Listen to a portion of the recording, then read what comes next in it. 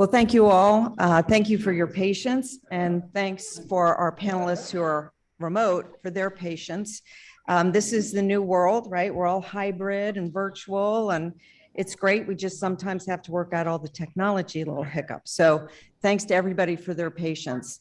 I'm Tara Giunta. I'm a partner from Paul Hastings. I'm one of the vice chairs of our investigations, white collar defense practice, and co-lead of our ESG and human rights practice. I work with Renata Paras, who you've seen several times today, on our various firm initiatives and partnerships, advancing very important human rights issues like anti-trafficking, modern slavery, and a number of other areas as well. I also have the honor and pleasure of being a grad, an alum of Catholic law many, many years ago. And I also have the honor of conducting internal investigations to the law students here. So lots of affection for Catholic and for being with you today. This is our last panel before we have our closing speaker, Peter Jacques, and then cocktails and reception. And we're just saying we should have maybe reversed that and serve the cocktails for this panel and the closeout, but hang with us, hang with us. So let me introduce the panelists who we have. I'm not going to go through their total bios. They are very accomplished, notable eminences in this field. We are really honored to have them with us today. Let me just quickly say we have Stuart Davis. Stuart Davis is with us remotely. Stuart is the Executive Vice President and Group Chief Anti-Money Laundering Officer for Scotiabank's Financial Crimes Risk Management Division, and an experienced global executive whose career spans over 30 years working with financial institutions in the US and Canada, and really looking at the effectiveness of the AML framework globally. And he's also using that in terms of fighting human trafficking and child exploitation. Going to tell us hopefully a little bit about their project Shadow. So that's Stuart Davis, who is with us online. We also have Justyna Gudzowska. Justyna is Director of Illicit Finance Program at the Sentry, where she oversees the Sentry's illicit finance policy team. She has more than a dozen years of experience working on financial crimes. She was a lead sanctions lawyer at Morgan Stanley.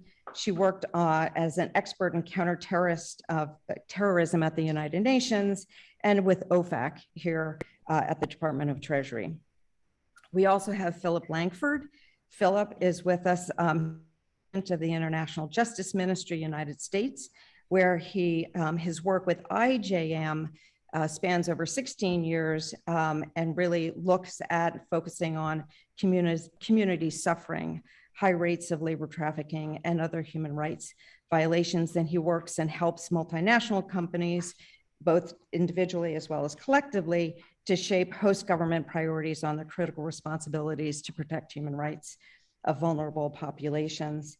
And last but certainly not least, we have Shawn MacDonald. Shawn is CEO of Verite, a civil society organization that works to promote workers' rights in global supply chains through research, consulting, training, assessments, and policy advocacy. And he has broad international and domestic experience in labor rights, corporate social responsibility, social entrepreneurship, workplace health, and multi-sector partnerships. And you're going to hear a lot about public-private partnerships and the roles, as you have all day, the roles that all of us have in terms of the common objective. Before we go into the Q&A, I would like to offer each of our panelists time to really share with you their, not only their experience, their insights, wisdom, and perspective, but also some of the initiatives and priorities of their organizations and what they are doing to help address this very acute issue. So maybe we'll play off between online and in person, but Philip, maybe I'll start with you first, if I may, if you could tell us about IJM and your perspective as well. There we go. I'm green. Pleasure to be with you all, and just struck by the ridiculous talent in the room. I've got a long list of things to look up and study when I get home. Listen, I've been in this work in the trafficking space for over 16 years now with IJM. Got my start actually in the early days of our organization in India, taking on what it turns out is probably the world's largest bonded labor slavery problem in the world. Was then, is today. And I have to say, having watched the movement progress for these many years, I'm really encouraged by the way the movement to combat trafficking is maturing. And when I started just on the bonded labor slavery work, it really was kind of like the ugly brother to all the other priorities around trafficking. Most of the conversation was around sex trafficking. People didn't understand bonded labor, wasn't a priority. People were confused by debt. Is this actually an arm's length transaction? The power dynamics, no one really seemed to appreciate. It took a long time to explain. There was also very little discussion back in those days around accountability with teeth, accountability for perpetrators or accountability for business in the space. So it is really good to see the really prominent focus on labor. And I'd say a growing consensus around a need for a full-orbed arsenal of tools to come after trafficking. So that's been really gratifying to see. Where we fit in this space, our thing is not the only thing, but I want you to know where we operate. You might say we are really focused on pillar 1 of the UN guiding principles. We partner with governments in high-risk countries for trafficking to strengthen their law enforcement and survivor services response so that they move from the sidelines of their responsibility to being in the game, to deliver on their responsibility under the guiding principles, to protect the human rights of their most vulnerable populations. Now, in the last 6 or 7 years, and my good friend Anna Pinar knows this, this work that we've done has actually brought us into greater collaboration and partnership with companies. And so much of that is actually focused, that sort of pillar 2 work has been focused on how do companies engage with governments on the pillar 1 responsibilities. And so I'll talk a little bit about that. One of the things I want to highlight is the urgency and the opportunity around pillar 1, which is getting governments, especially governments in high-risk countries, to own their responsibility.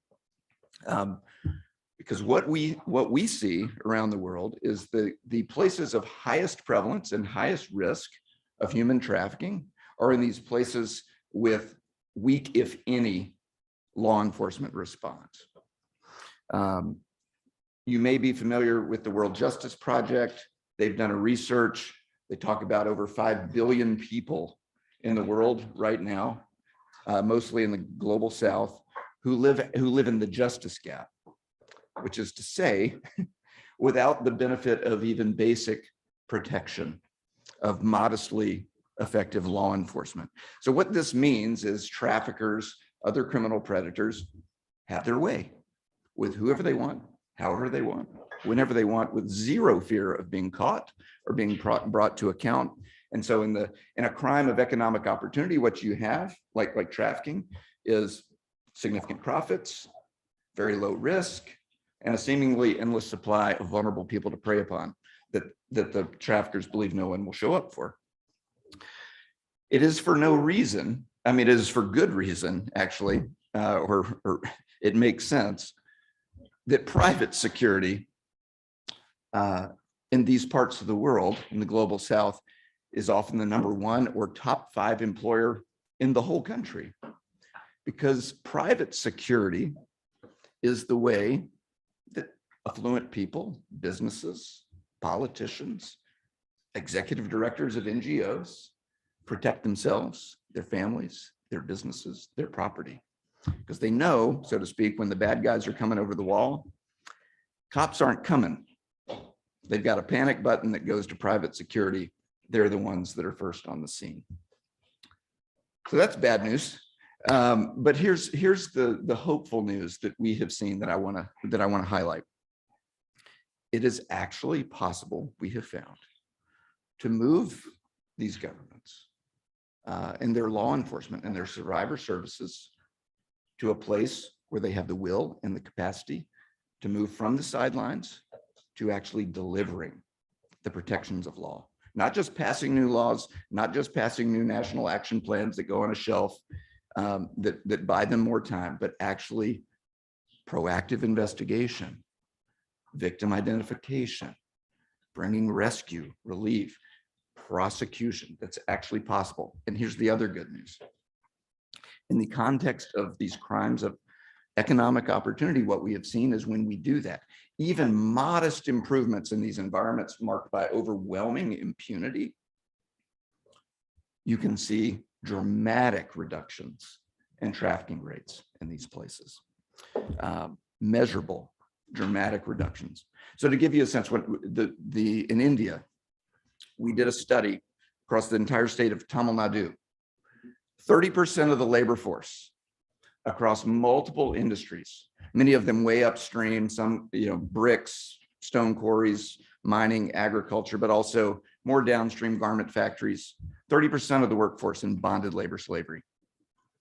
But in the districts where we have had the opportunity to work with law enforcement to get them out of their chair, proactively investigating, moving against these factories, these farms, only 6% of the workforce in those districts are in bonded labor.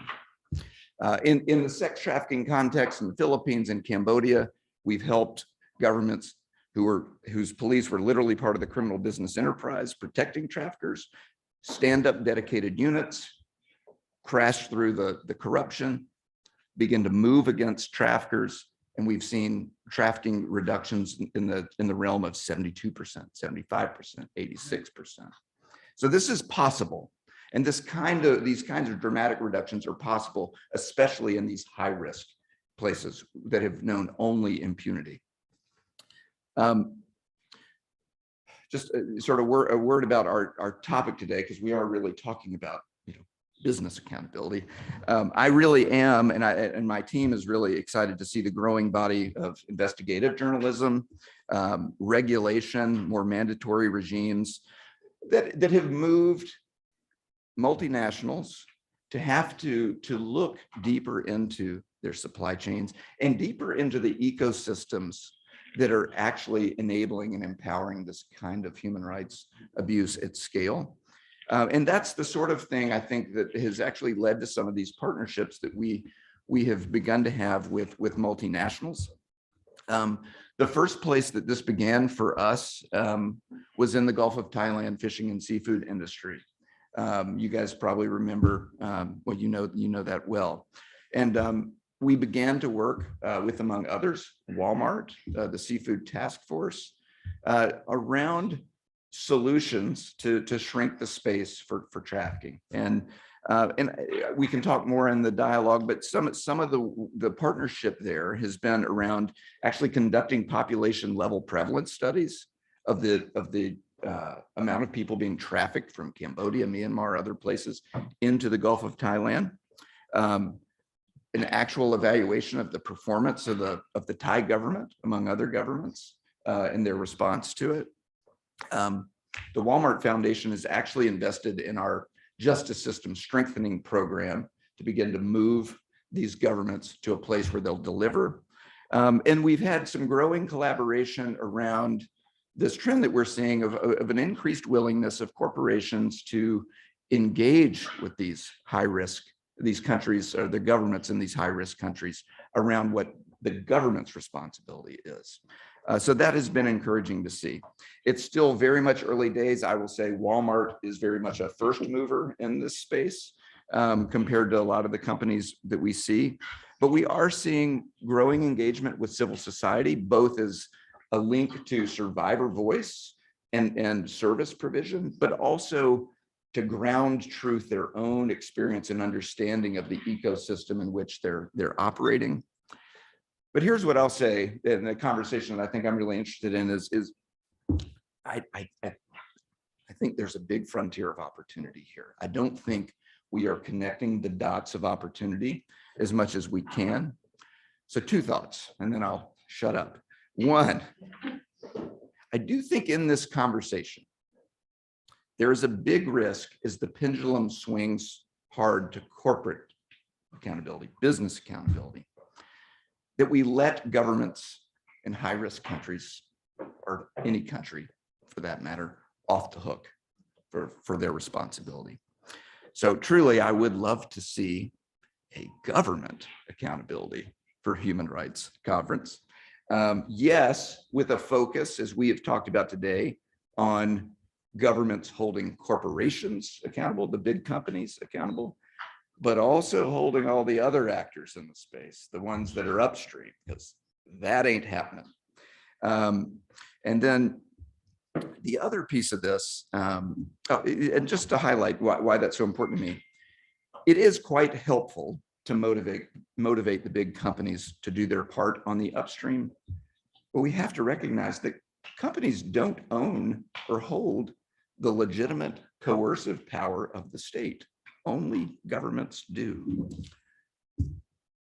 So and then the second point here is the growing body of punitive sanctions, import bans. It really does provide an opportunity for corporates and importing governments, I think, to come alongside the governments in these the highest risk countries, to make better investments and demand that those governments do their job. And I just imagine if we could all get on the same sheet of music about that, the accelerating power of change that we might see in those places would be quite profound. Thank you, Philip. And just as a reminder, if you have questions, please fill them out on your cards. And if you're online, you can email them to duggan@coa.edu. Okay, so maybe Stuart, why don't we switch over to you if we may, and just have you share your remarks with us. Well, thank you again for having me, and it's great to be here among so many honored guests and distinguished speakers. Phillips is right. This is about really bringing change, and banks are in such a unique place across the globe to really bring change and attention to this matter, because all crime, especially crimes of human trafficking, start with money and following the money. And that's what we discovered here in Canada around 2015, when we launched our first public-private partnership called Project Protect, focused on human trafficking, specifically sex trafficking here in Canada, which is largely a domestic crime, but does have some international components as well. But that's led to expansion to include aspects of labor trafficking, organ trafficking, more recently some things such as environmental trafficking and trafficking in wildlife. All of these are economic crimes, but what really struck my heart, being the father of 3 daughters, is can we do something about the online sexual exploitation of children? And it's a space that has a huge convexity between technology, money, and frankly, COVID. The crimes against kids during the COVID pandemic have more than doubled. There's always been a low volume of reporting of these crimes, a low volume of prosecution of these crimes. So the question we asked was, how can we make a difference? So unknowingly, around the beginning of COVID, we were working on this topic of how do we stop the online child sexual exploitation and look at it from a follow the money standpoint in the banking sector. And what we came to discover was there wasn't many typologies out there for banks to follow. There wasn't a lot of awareness of this topic. And so we launched something called Project Shadow here in Canada.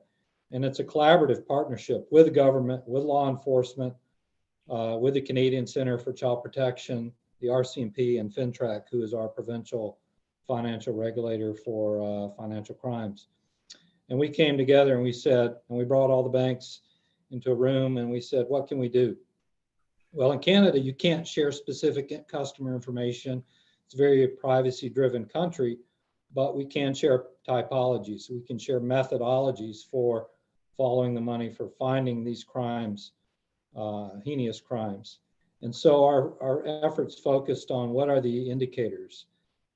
So we worked together, we published an operational alert, we got that out there, and we started reporting. And we've seen the reports go from almost 0 2 years ago to over 90 reports now.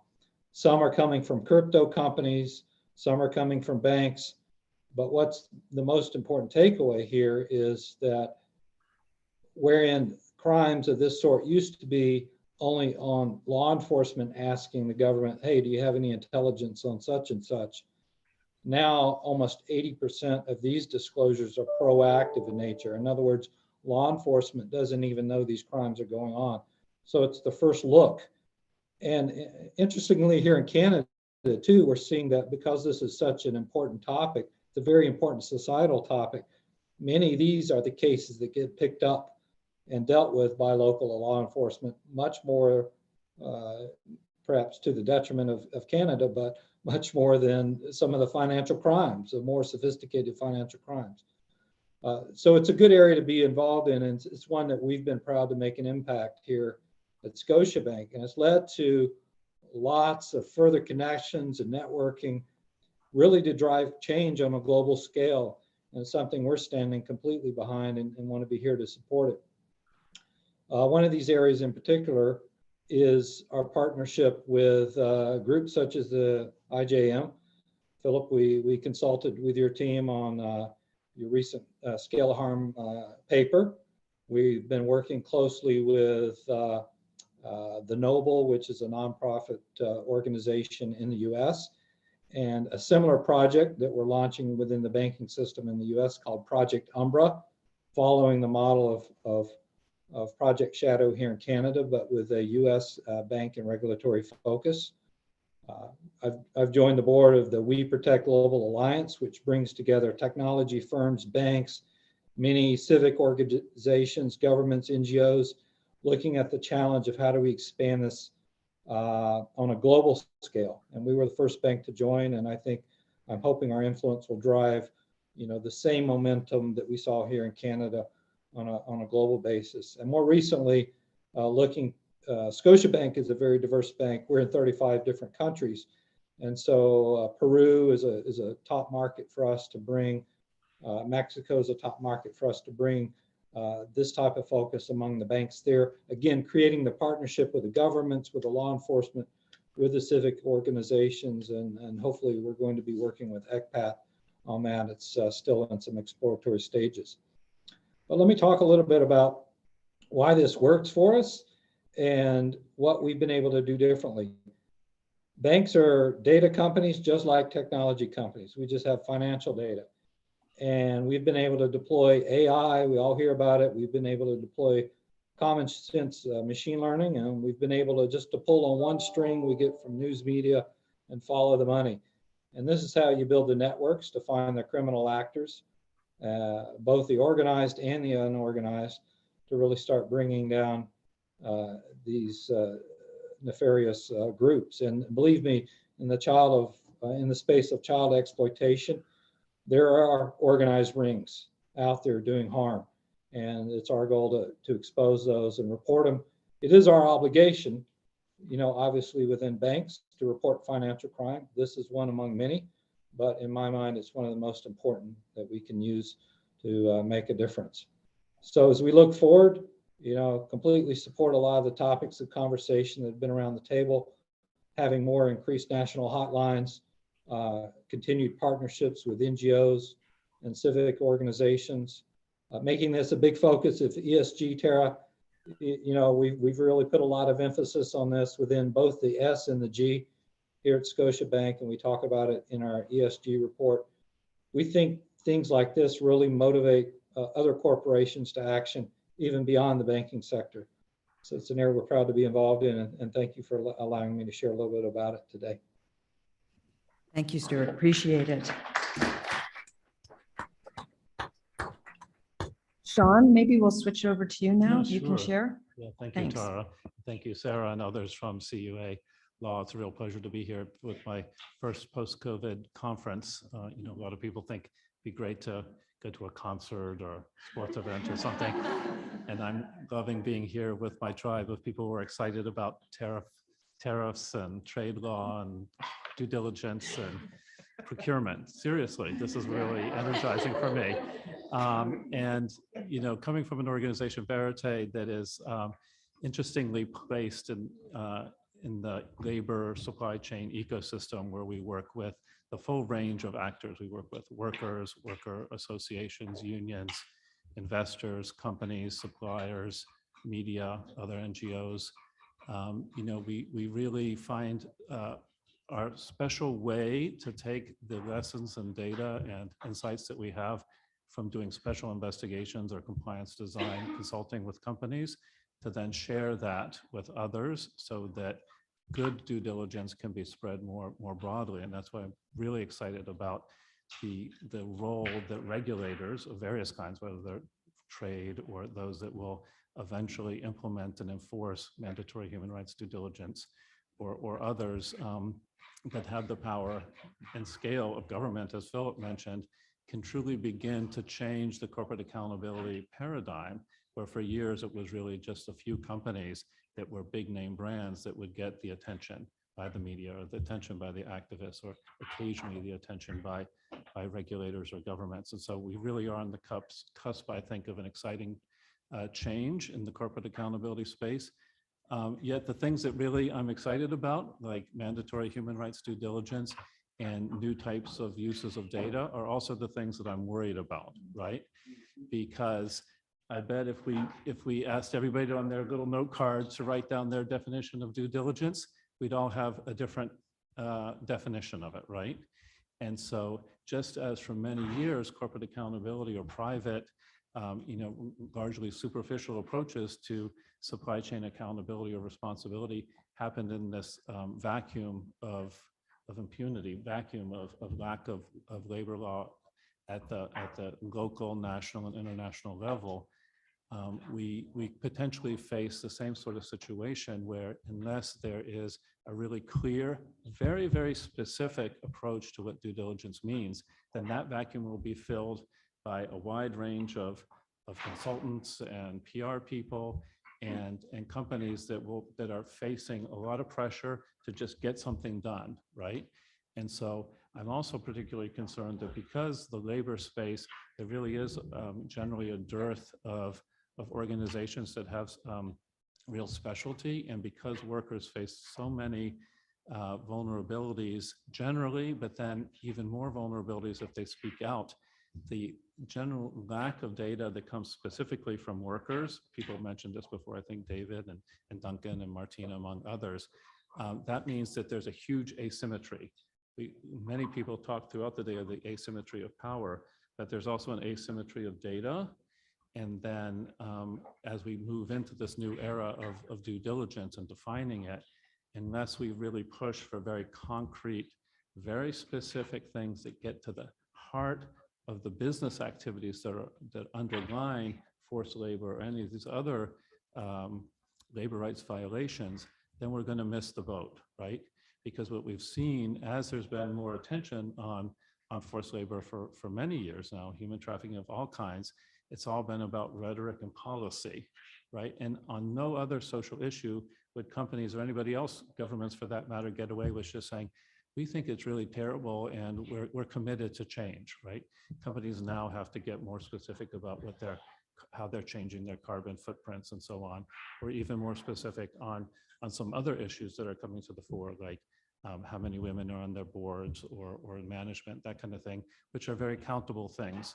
Within the S of ESG, there are plenty of countable things around the business practices associated with forced labor, with unethical recruitment, let alone all sorts of other business practices that are several people alluded to earlier today are business practices. They're the normal ways of doing business. Those things can be measured, and there are very specific ways that you can change those behaviors and report out on them. And unless we all kind of come together to define those, teach those who have these new powers of enforcement exactly what they should expect from companies, not just in terms of finding the problems and mitigating them, but also, I think Anita made this point at the beginning of the day, on remedy, right? This isn't just about going deeper and having a more nuanced understanding of risk that frankly companies should have understood decades ago, but really saying, what is the nuance on remedy and then on prevention?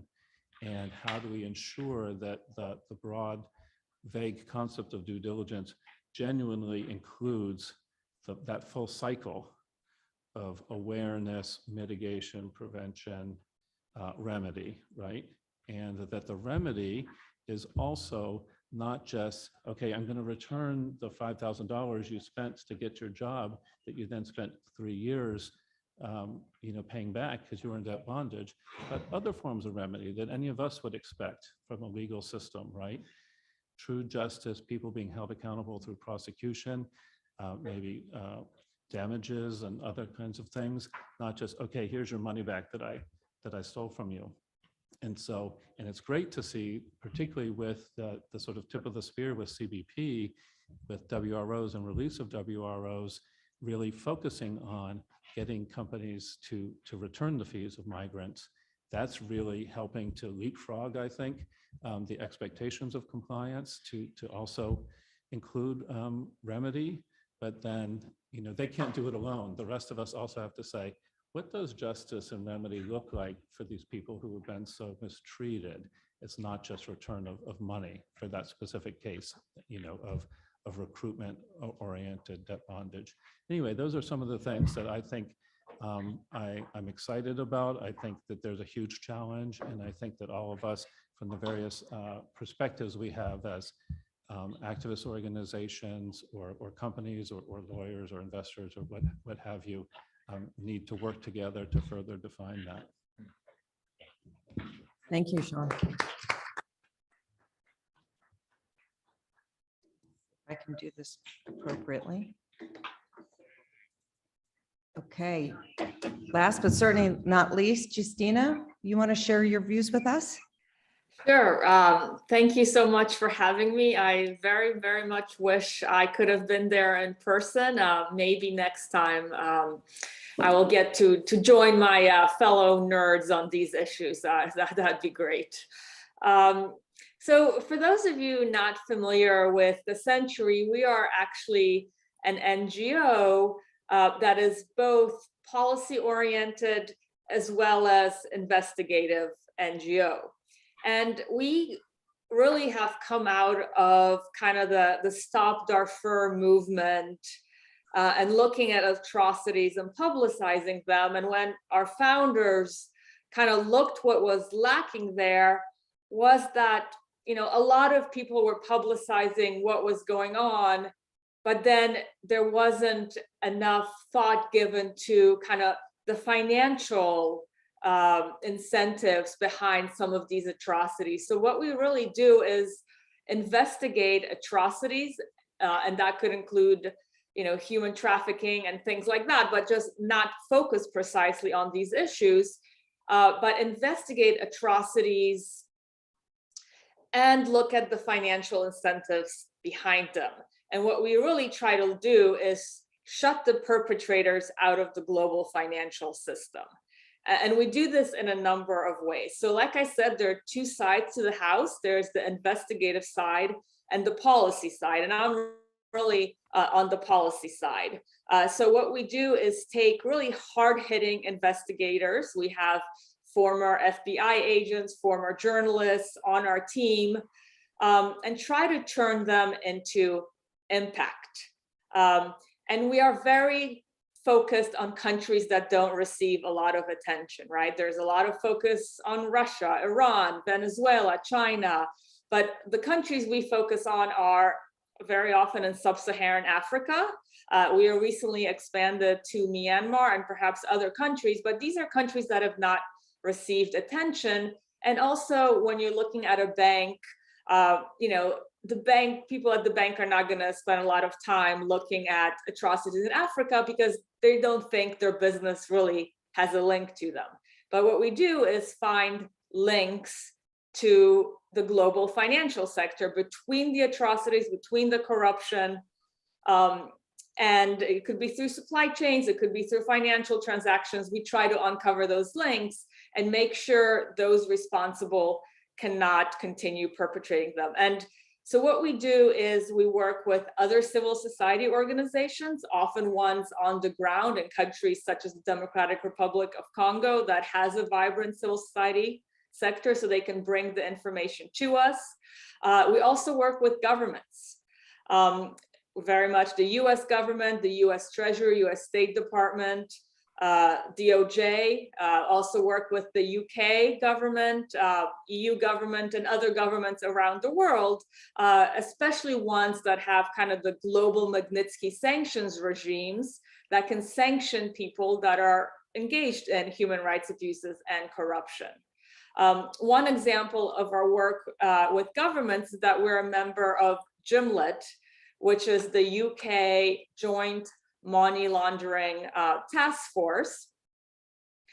Joint Money Laundering Intelligence Task Force, I forgot the I, and we're a member of that. And it's basically something that the UK government set up for public-private information sharing. So their members of it are part of financial institutions, the government, the National Crime Agency, and we are also a member of some of the working groups. So we can share our typologies, our findings with them. And we've actually provided inputs for NCA decision, the National Crime Agency decision. And one example of our input is that the National Crime Agency issued an Amber Alert on South Sudanese politically exposed person and corruption. And we had a big input into that. Again, South Sudan, not a country lots of people are focused on, but through our advocacy, through our investigation, we're able to have that impact so that global banks and other private sector institutions know the typologies they need to look out for.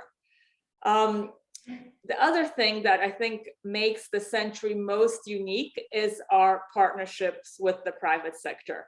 So I had a background in Morgan Stanley, and when I work with journalists, it's very hard sometimes to convince them, that all private sector actors aren't evil, right?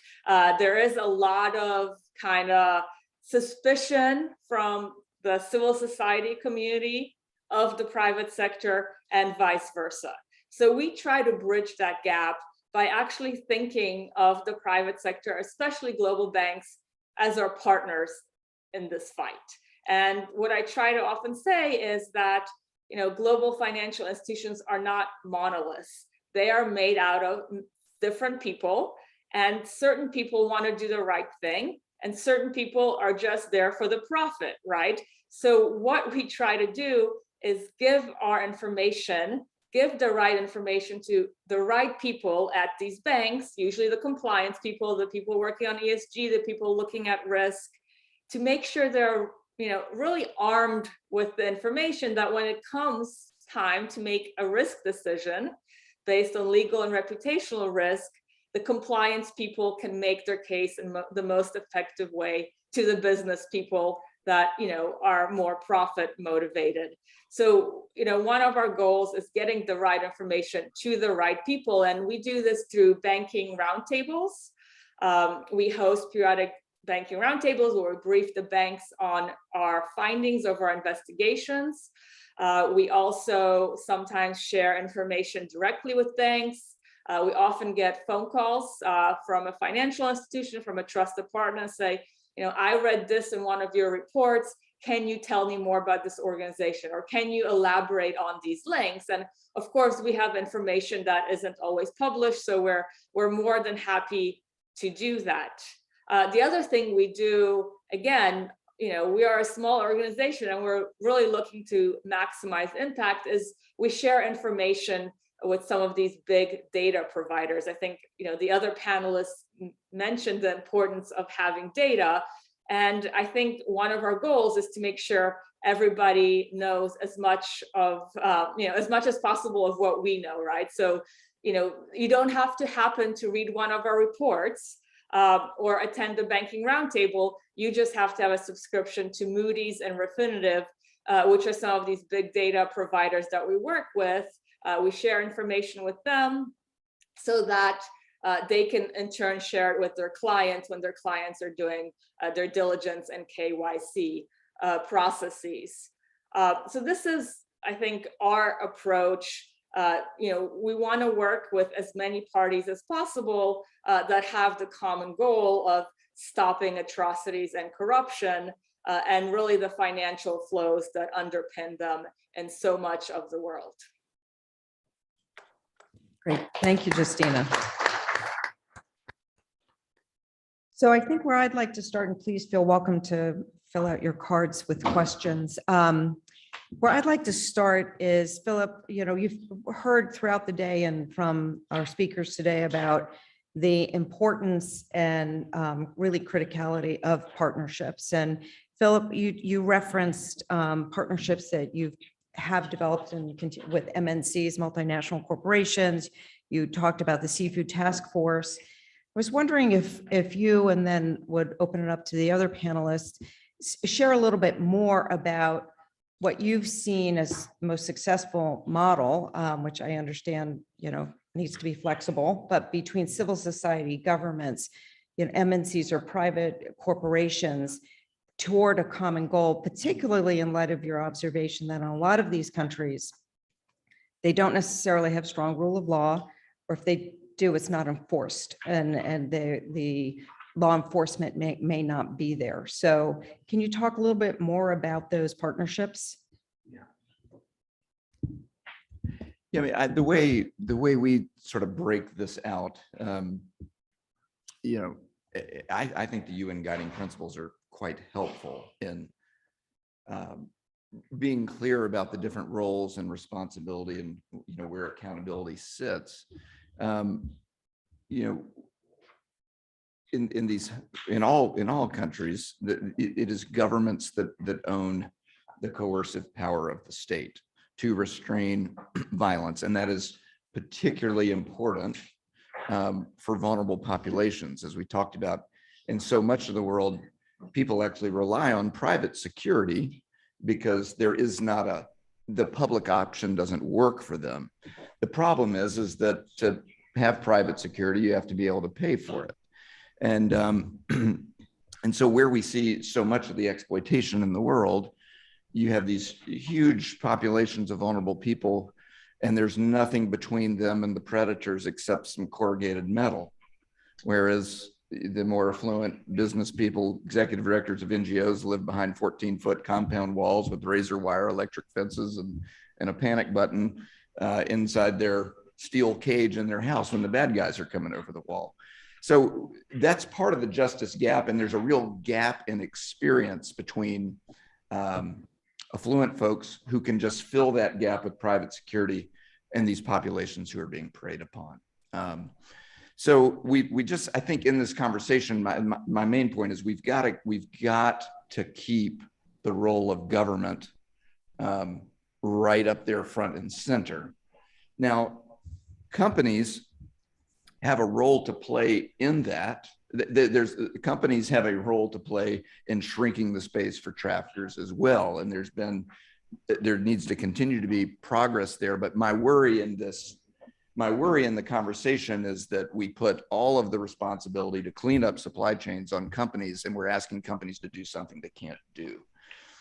One of the things that we're seeing in terms of partnerships that are really helpful for multinational companies is, I think so many of the multinationals in the US are actually well-versed in their government engagement on Capitol Hill down the road, but there's not a lot of confidence about how to engage with these governments.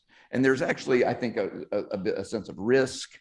How do you engage the government of Thailand or the government of Cambodia on these things? And there's almost, I think there can be a sense of despair even that, well, some of the law enforcement in these countries are actually part of the criminal enterprise, protecting the bad guys. So maybe we need to find another solution. And I think the thing that we're trying to put forward is, no, we can actually find constructive ways to bring these governments in high-risk countries along.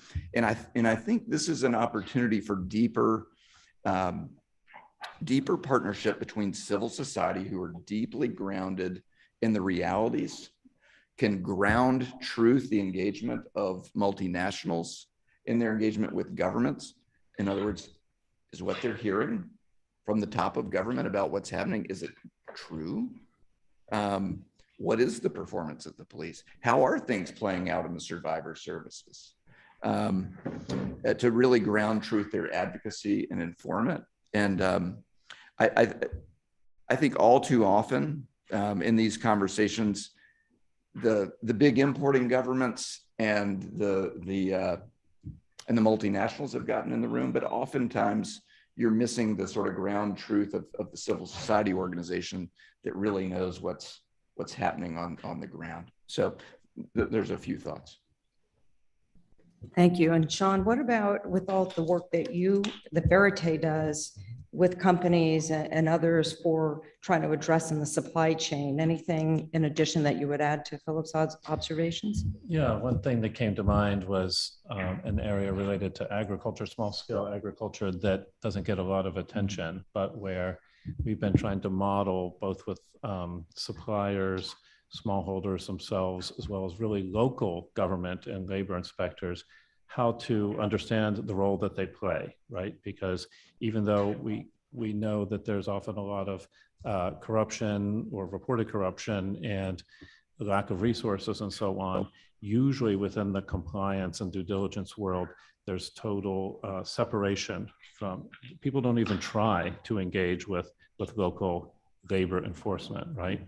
And so a project that we've been working on in a couple of different places with a couple of different types of agricultural scenarios is to bring together the people who focus on compliance for the companies with the local labor inspectors and really focus on that issue of data and how both need to be getting the data from the workers themselves, which seems like a pretty obvious thing, but it's really new and very novel, both for the company compliance people and frankly for the labor inspectors, and also to share approaches about how to understand some of these problems, because very often government labor inspectors don't have the same techniques and approaches to engaging with business, let alone with workers, that have been, where there have been some innovations within the corporate compliance world. And so trying to bring those worlds together really strengthens both, but really with putting the workers' needs and the workers' voices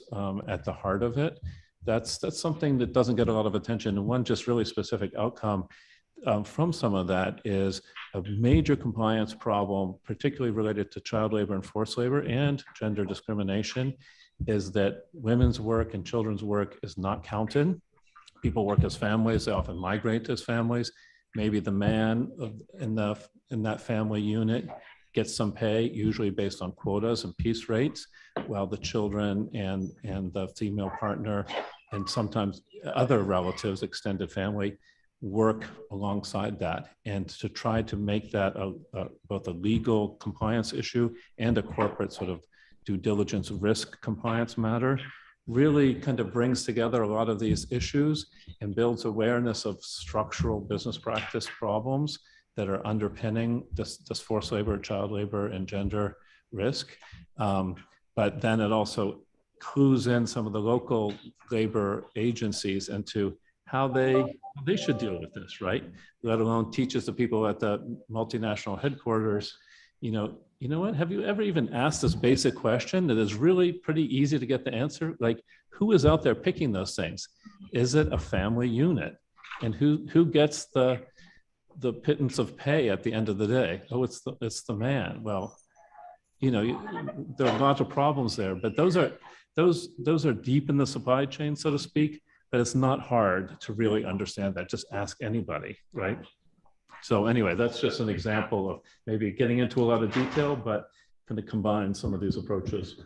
Yeah, and I think part of some of the challenge might be, yes, it's clear in terms of what steps need to occur, but to then have the infrastructure and the will to actually do that, and everything really relates to data and the accuracy and completeness of information. We heard it even during the lunch presentation about data for supply chain due diligence. When you start going down through tiers, what's the quality and the thoroughness of all the data and information you're getting? I think, and that I'd like to go to Stuart. Stuart, you were talking about, obviously, from your work about the data and the technology and Project Shadow and some of the, when we were talking earlier about some of the challenges and tensions between things like privacy and trying to get the data and the information that are needed in order to reach this common objective. I didn't know if you wanted to kind of address that point. Happy to expand on it. We talk about follow the money, but it's also follow the data, regardless of what platform we're talking about. And one of the key challenges in many countries is the restriction on data and information sharing for law enforcement purposes.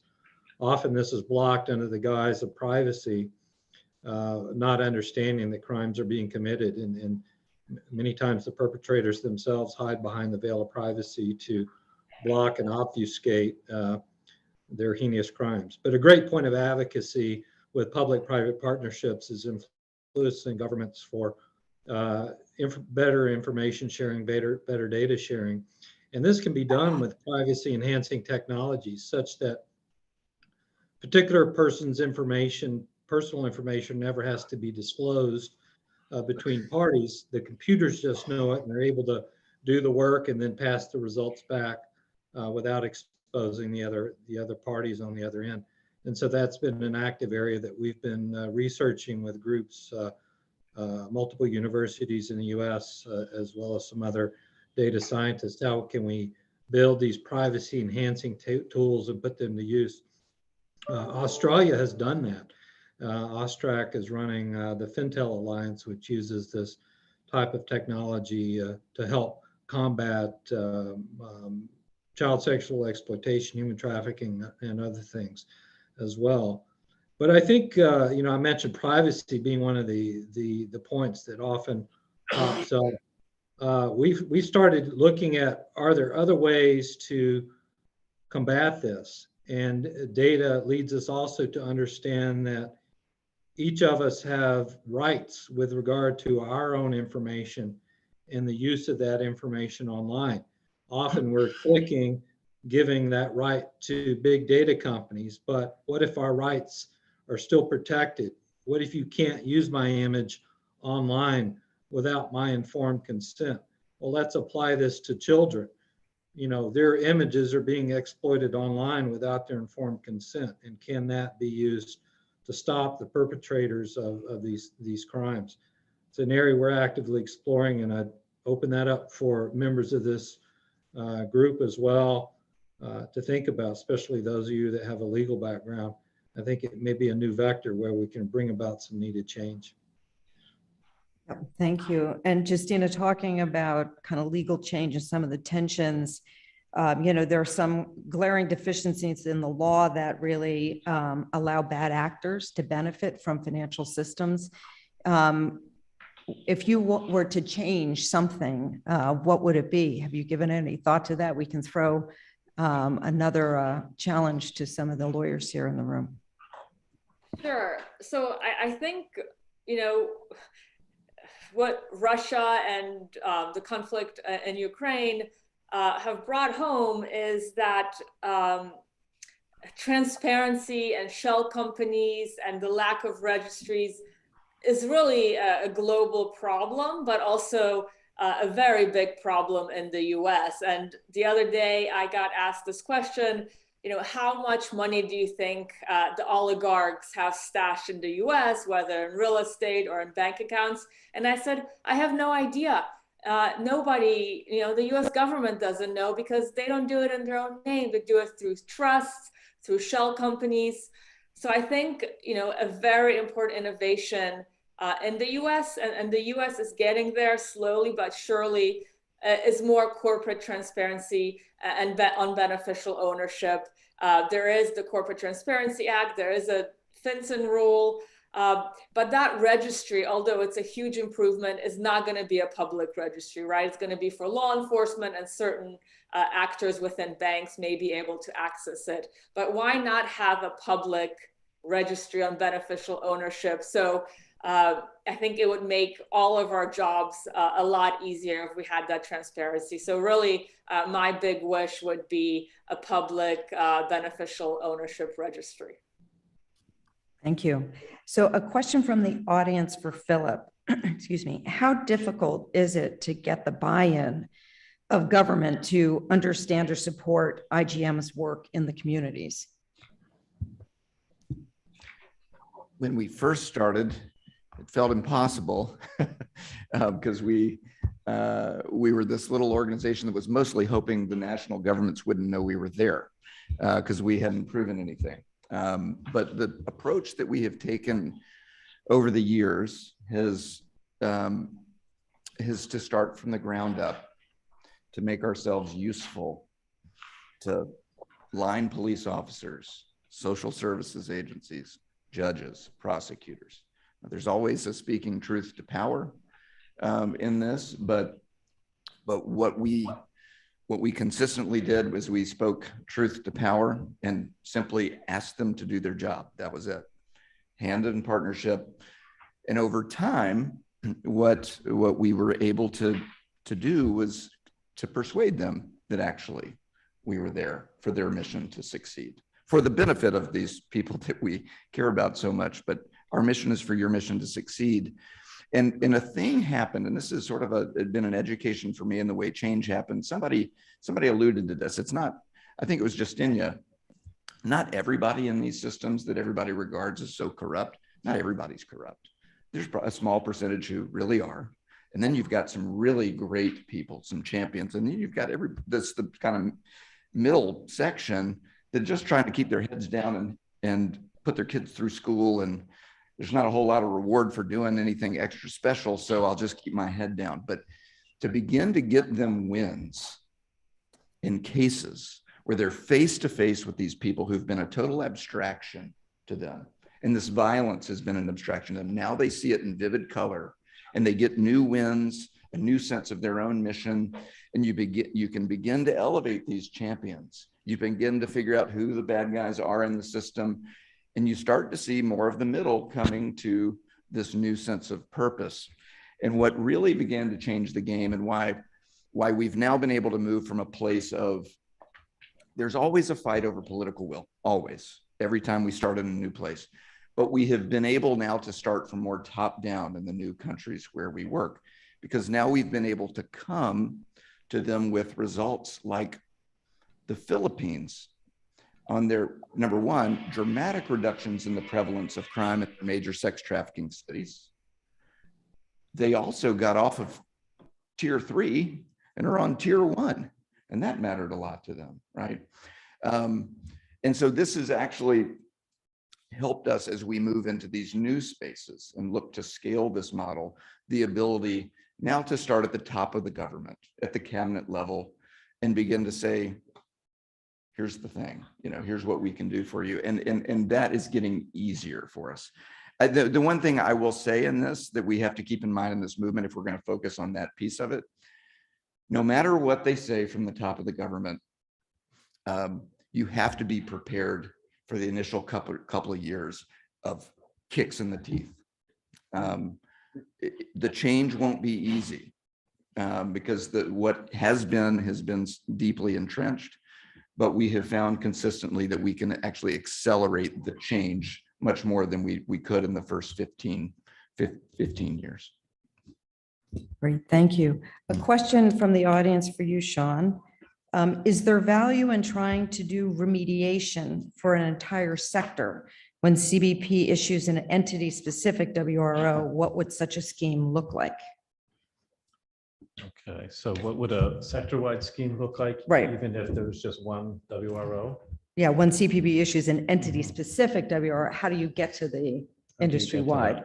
Okay, I would think that ideally, any company that's a peer to anybody that's facing a WRO or in their industry association, both here in other countries like Canada, throughout Europe, and then in that host government, their industry associations would wake up and realize that they could be next, right? And part of the issue is that I think so many companies still are hiding and hoping that they won't get caught. And also there are too many people, I think, that look at due diligence and look at the provision of data around forced labor risk as you're essentially innocent until somebody proves you guilty. And in essence, these sectors, there isn't much differentiation among the suppliers, right? So if there's a WRO on one, that their peers are likely to face the same things, right? They're all in a particular country like Malaysia, and lots of sectors are relying on foreign migrant labor. So they all face the same things, right? And so but too many companies still go individually to try to sort out whether they have a problem. They don't reach out to workers directly. They don't reach out to local organizations. They're all too happy if they get a superficial audit that tells them there isn't a problem, which is really asinine, frankly, because why would you believe an audit that tells you there's not a problem when the problem is systemic, right? That's the worst of wishful thinking. It's malpractice, right, for an auditor, but it's also malpractice, frankly, for lawyers to accept that. And too many lawyers are accepting that kind of due diligence data on behalf of their clients, right? Or encouraging their clients to have that, thinking that that gives them a clean track record. Anyway, what's important as a next step is then how can companies see that by joining with their peers, joining with their industry association, and as Philip has been explaining, work with local and international players, local government and international players to say, we can only do this together. It's not just for companies to change the thing, it's for companies and governments, right? But it's also them together with worker organizations to do it. And so, but still at this point, too many companies are hiding. They're doing it in an individualized, atomized fashion. I think the other way to do this, frankly, because it's going to take too long, I think, to break companies out of that habit, is for CBP to do more sector-wide WROs, as they've done in some places, because I think generally they are called for, because the sector generally is rife with forced labor, not just individuals. I know it's really complicated politically and perhaps in terms of investigative resources and so on for CBP to do it, but certainly that would get more attention. Yeah, and I think the Uyghur Forced Labor Prevention Act enforcement will be a forcing function, I think, for a lot of that as well. I agree. So we have one final question for the whole panel from a member of the audience. I think I'll start with Justyna and Stuart and then end up here. A common theme today has been a disconnect between business executives, kind of compliance departments, and the workers on the ground. Where does this disconnect stem from, and how could it be better prevented? Justyna, shall we start with you and then go to Stuart? Sure. So I think, one thing I kept hearing about and regulators talk about is tone from the top. I think that is so critical. And I won't name names, but, from, the banks we work with, when there is this tone from the top, when the CEO and the general counsel make it clear that things like preventing human trafficking, things like human rights, things like anti-corruption are very important to the institution, I think those financial institutions are very successful. They're very eager to work with us. And I think they gain also reputationally from that work. So I really think that setting that tone from the top is critical. And, I think that is something that regulators have to emphasize when, when regulators go in to examine a bank. I think that is something they should look at. How involved is, the top leadership in risk decisions? How supportive is it of the financial crime or the ESG function? I think, unfortunately, a lot of the time it depends on the personalities at the top and their backgrounds. But I think that is something that regulators make clear. And when, when OFAC came out recently with its sanctions guide for a compliance system, they made very clear that this kind of tone from the top is something that they will be looking at when they look at how they will impose OFAC penalties. Thank you. Stuart? Well said by Justyna. You know, it's the culture and the culture of a company that really drives change in any organization, but it's finding those willing partners that believe it to be a personal passion and not just a corporate objective. So as long as it's a balance sheet objective, you know, it's really not going to make a difference in this world with it. But if you can get personal passion behind it, that's what drives the change. And fortunately, we've had that opportunity here in Canada with some great leaders, both at the government level and in the banking sector and in the NGO level. But I have to say, that's not in every jurisdiction. It's not in every bank. It's not in every government. And that's something I'm hoping to see change. I'm hoping to see the fire catch on. You know, I think we can continue to leverage things like the UN and the Sustainable Development Goals. We can leverage ESG. We can be out there talking about it. And I think when you focus on aspects of human trafficking, it's hard for people to say, you know, that's not something they don't want to be involved in. I'd rather hear them say it's something they want to be involved in, even if it's a little. The other thing I leave often conversations with is you don't have to do a lot. You just got to do a little bit. So just do something small and get started. It will grow, and the collective contribution of us all really help drive the change. Thank you, Stuart. Philip? Yeah, on the disconnect, what comes to mind for me, I mean, if we're talking about the disconnect at the executive level, it just makes sense that there would be a disconnect. First of all, there's the chief executive's own reference point. There's the atmosphere that a chief executive lives in. It's an environment of security in every respect, which is not bad, but that's just the reference point. These atrocities are hidden by design.